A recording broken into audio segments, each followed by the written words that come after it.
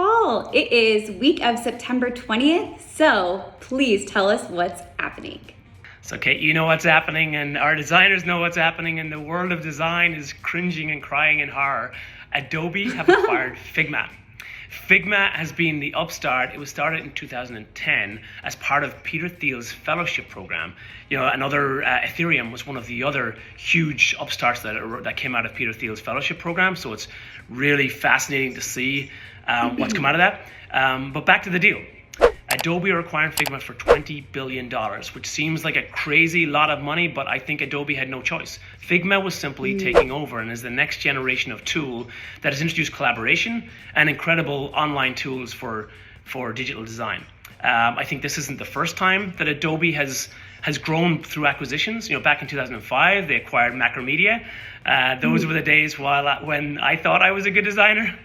Before I met some real designers. But since then, Adobe have grown from strength to strength. They are certainly the 800-pound gorilla, but with this growth and, you know, an appetite for monetization, they've really, you know, pushed away a lot of designers. And Figma was the upstart, you know, along with Sketch. Sketch came along a few years ago as well. That really took a lot of users and designers away from Adobe. But Figma has been incredible. It's an amazing collaboration tool. It's growing and innovating daily, weekly, monthly. And I think Adobe had no choice but to acquire them. You know, quite frankly, they couldn't handle the competition. And you know, the previous acquisitions have worked out well for Adobe, and so long as the government doesn't block or stop this acquisition for competitive reasons, it's going to go ahead. And I think for Adobe, it will be a long-term success. For Figma followers, fans, and designers, they're going to have to swallow it and continue. We'll see if this means there'll be other upstarts trying to knock Adobe off their perch in the coming years. But for now, Adobe are growing stronger, and Figma is the most powerful tool in their arsenal. Very interesting to see. That is interesting. Really cool. I wonder if the two can operate autonomously. Yeah, Adobe are promising they're not going to mess around with their pricing plans, which include free plans that Adobe haven't traditionally allowed. I think they're going to need to. But we shall see what happens, and I really hope that Figma doesn't deteriorate. It's a fantastic tool, and it has really improved design collaboration and design proficiency over the last few years. Yeah. So the best of the rest, Kate, what's your top story of the week? Yes. So iOS 16 lock screen customization is taking off. So there's an iPhone personalization app. It's called Top Widgets, and it's currently the #1 downloaded free app in the US. It's replaced Be Real, which is amazing. The app also, it's gained 1.3 million downloads in 2 days following the iOS 16 launch. So people are loving to customize their lock screens. I love it. It's like these firms and these startups that they see what's happening, they see what's coming, and they provide tool sets ahead of time. It's incredible. Totally. So I'll let you know my top story of the week. It is it's Zoom. There are rumors that Zoom is about to take on Office and Google Workspace for calendar and email. So you know, Zoom has exploded in the last few years. They had a great product for their conferencing software, but it also has not evolved or innovated like I would have liked to see it. So I'm curious to see what their email and calendar tools are going to be like. I'm not overly excited, but I think it's, you know, they have a large enough market share to make an impact, you know, and possibly affect Office and Google's dominance in this space. So we'll see what happens. It's probably true, and it'll probably roll out over the coming months, I'm sure, and we'll see how good it actually is. I know, I'm curious. I wonder if they'll have 500 settings to choose from. I'm sure they'll make it very difficult. We'll make it very difficult. I love it.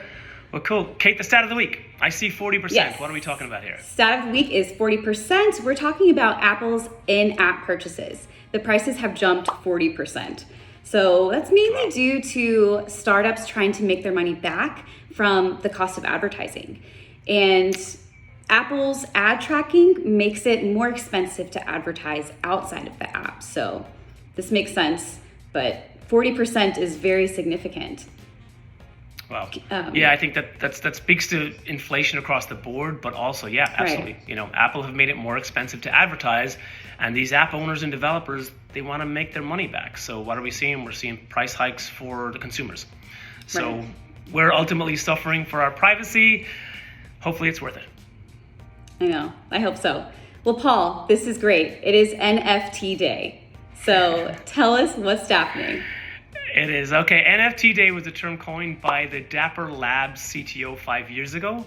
The non-fungible token was announced, and you know, since then, like, NFTs have really sparked this Web3 revolution for creators, for builders, and you know, it's not all about these NFTs as a digital asset or something you're going to make a ton of money on. It's also the functionality and the utility of these platforms, which I think is something that we appreciate a lot. So for us, we're celebrating NFT Day. You know, we're actually building, as you know, on Dapper Labs Flow blockchain. We're building an NFT platform for Hollywood Studios, which is coming soon. So cool. we're excited about that. But I can't let the day pass without mentioning what else has happened. The White House released the first ever framework for crypto regulation. There was a lot to unpack here, and there's more in our newsletter. But the most important, and I think the biggest announcement here, was that you know, the highest level of government are embracing crypto. You know, they believe that there is going to be a U.S. central bank digital currency. That's a CBDC for short. It is not a stable coin. It is not, you know, there's these cryptocurrencies that are presumably stable coins that are pegged to the US dollar, but they are not backed by the US dollar.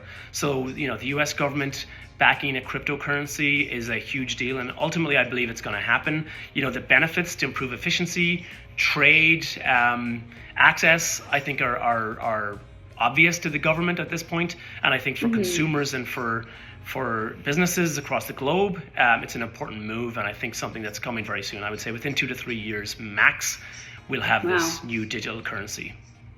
So it's happening.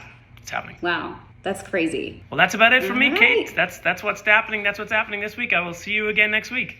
All right, awesome. Thank you, Paul. See you next week. Thank you, Kate. See ya. Bye-bye. Bye.